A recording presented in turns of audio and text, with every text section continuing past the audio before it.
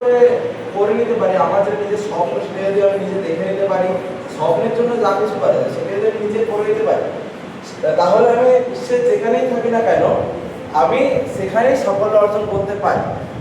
এটা হচ্ছে মেন কথা।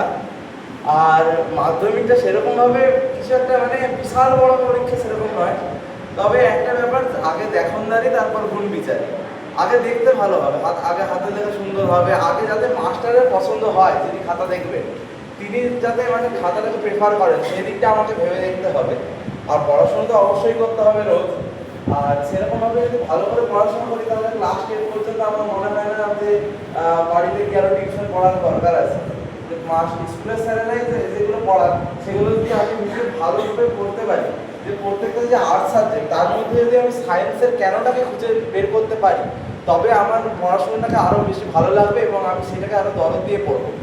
আর যেটা পড়বো সেটা আমার মনে থাকবে, সেটা যদি আমি ভালোবেসে পড়ি। যেরকম ভূগোল আমরা মনে করি যে মুখস্থ করতে হবে বা কিছু, আর ইতিহাস মনে করি যে এই সাল এই এত কিছু বলেছে সেটা যদি মুখস্থ করতে হবে। কিন্তু আমরা যদি ভেবে দেখি যে কেন বলেছে, তার পিছনে কারণটা কি, কোনো ঘটনা কেন ঘটছে, এমনি এমনি তো কিছু ঘটতে পারে না। এই সরকার বদল হলো, এমনি এমনি তো কিছু ঘটেনি, তার পিছনে তো কারণ আছে। সেই কারণটাকে আমাকে খুঁজে বের করতে হবে, মানে সেটা মানে প্রত্যেকটা সাবজেক্টেই হোক না কেন কেনটাকে খুঁজে বের করতে হবে, তাহলে নিজেদের মধ্যে ভালোবাসাটা জন্মাবে।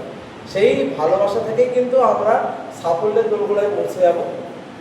আর আর সেরকম কিছু বলার নেই, যে সবার মধ্যে পটেন্সিয়াল আছে, সবাই যদি নিজের পড়াশোনাটা ঠিকঠাক মতো করে নিতে পারি, আর কিছুটা যদি গাইডেন্স আমরা শিক্ষক মহাশয়ের কাছ থেকে পেয়ে থাকি যে কীরকমভাবে খাতাটাকে গোছানো যায়, তবেই মাধ্যমিক সাফল্যটা অর্জন করা সহজ।